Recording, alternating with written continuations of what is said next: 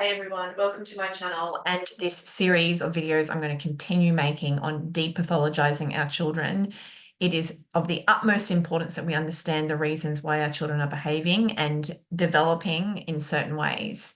So I'm going to talk more about that, the importance of looking at not pathologizing our children at the end of the video.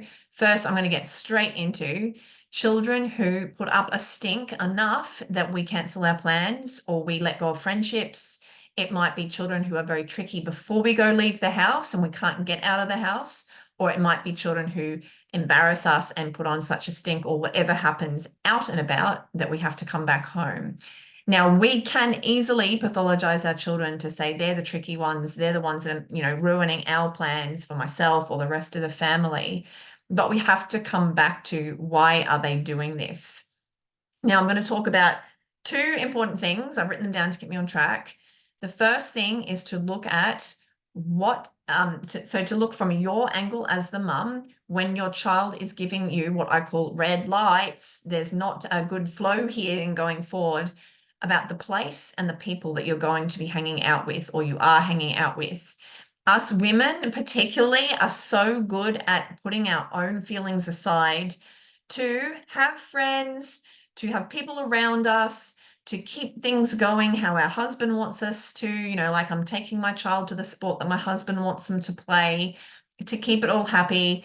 Oh no, but we've been friends with these people for so long, or oh, we've paid good money to go to this event with our friends. We can't not.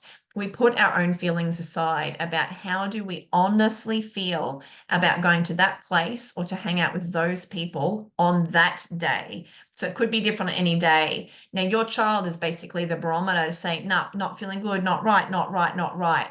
They are linking you into divine timing. I have a lot about divine timing in my book, The Game of Life. You can buy that in the comments below.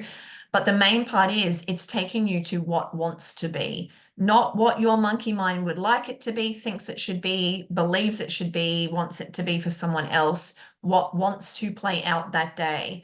Now, if you're not supposed to end up there for a Brazilian good reasons, your child might be your sign to say, nope, it's not time for us to go there. Do not go and see these people. And if you have one of those children, give them a hug and tell them how grateful you are that they are actually a sign. They are trying to convey something here to get yourself onto better flow and divine timing. Now, that's why it comes back to us as women or us as the mothers to do the inner work, because we have to let go of our feelings of disappointment, frustration. I was going to go do that thing, and the rigidity that we create our days on by having something planned and not being flexible enough to do the teamwork as the family team to go, someone's not happy here.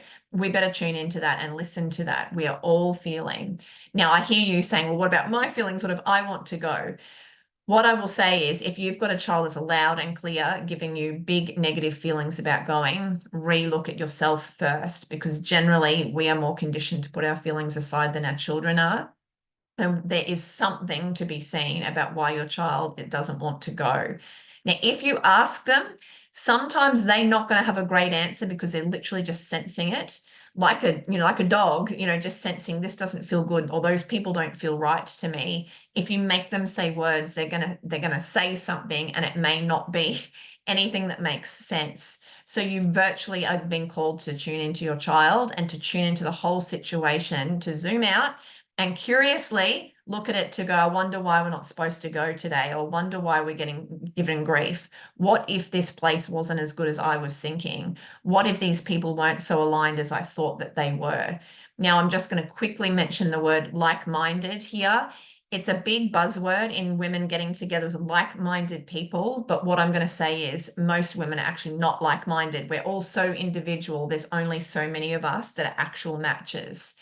There's many that think they are, but we're actually going like this. And we walk away drained because we're not actually energizing matches. Our children are picking up on that, particularly these ones that are difficult. They're sensing it.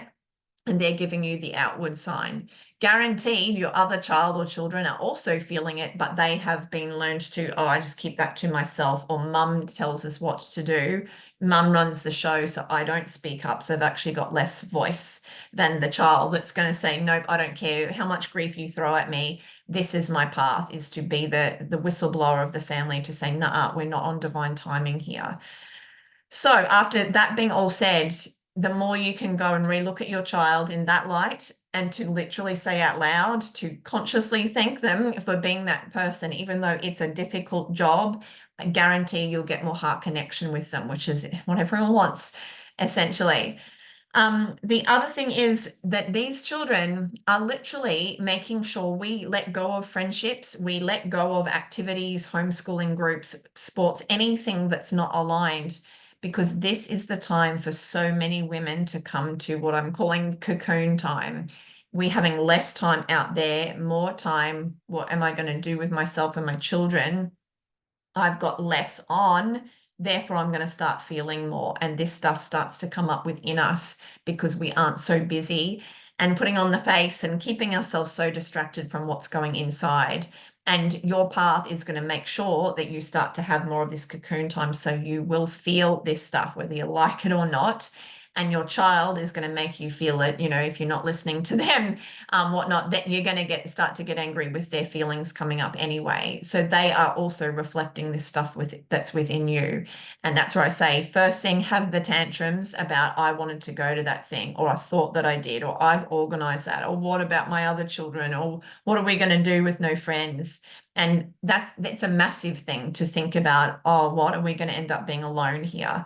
It's really a big thing that's going to shake up all of us until we let go of the need to have people and can stand on our own 2 feet. And then we will attract people who are also of the similar, standing, rather than we're all needy and maybe we're not actually so alike. Maybe our children are being signed up to activities. It's not really them, but we're all doing it just so that we feel like we're filling in good time and we're doing something with our lives and we've got friends, which has all been drummed into us that that's what we need to do way back. So around the cocoon time, the biggest thing is so many of us women are absolutely soul tired, out of energy. And as we start to slow down, the wave catches up on us to start to go, oh, I'm actually out of energy.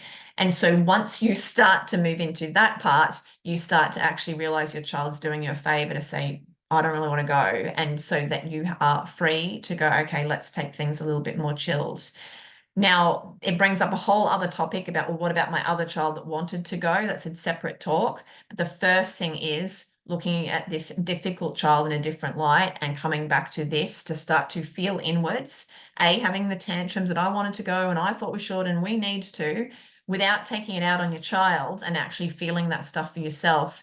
And with that clarity, letting go of all this stuff, you start to then go, oh, yeah, I guess that friend was tricky, or yeah, I can see why you both didn't like that activity. Your other child might even speak up to say, I never really wanted to go, that kind of thing.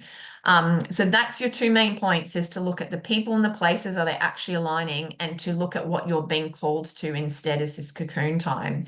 That is getting you on what wants to be, what wants to play out, divine timing, rather than this pull to, but we've got to go over here, and really looking at the conditioning and stories around all of why you're doing this stuff and the avoidance of doing this stuff, the going inwards.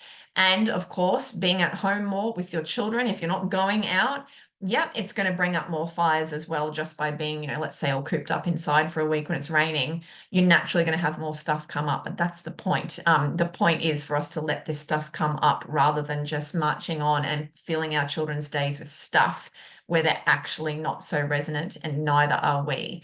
The more we pull back, the more we change and do our inner work. Out of the cocoon, we come out as a different person. Guaranteed you will be resonating with different people, and your children will be so thankful that you're actually finding the people that are meant for you, rather than staying over here and forcing what wanted to play, what was playing out. So the point now, as I'm just talking about phase 2, is why we don't want to be pointing the finger at our children. Number one, it's a distraction from looking at ourselves and how they're making us feel.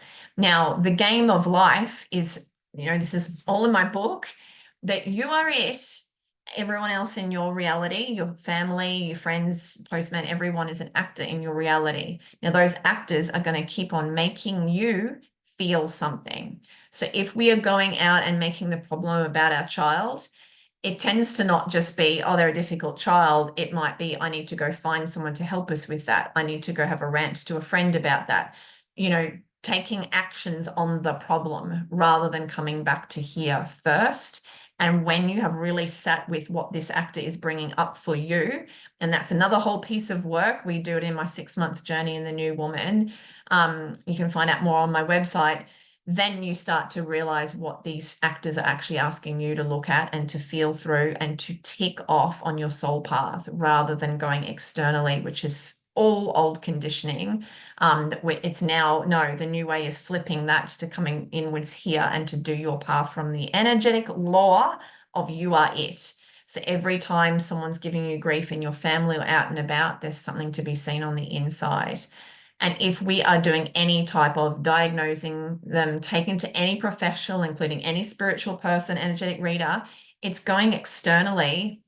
You're giving your power away as the mother who does know your child the best, especially when you start to do the inner work, you will have your answers.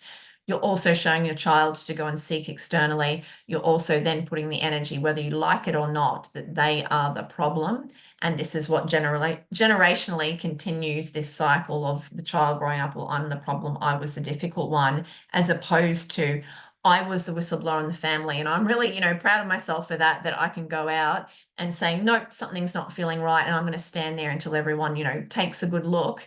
And I'm going to save everyone from tricky times and non-resonant times going forth. When you see your child through that light and you talk to them in that way, they grow up as a very different child than the one that I was the difficult child. I'm going to keep making more videos in this series so you can start to depathologize your children from many other ways that we are even subconsciously pathologizing them. Please stay tuned. Please help me out by sharing these videos. They need to get out into the world more. If you have liked it, even though it might sound out there to you or like, gosh, I wonder what people are going to think of this. If it's resonated with you, it's going to resonate with someone else. So who are you to not share that? And let all the other people that need to come to this come to it in their own time. But for the sake of our children, this needs to get spread on, and the sake of our inner peace as women and coming back to what's important here and taking care of ourselves and putting ourselves with more resonant activities and people. That's what these children are here to bring us to. See you. Bye.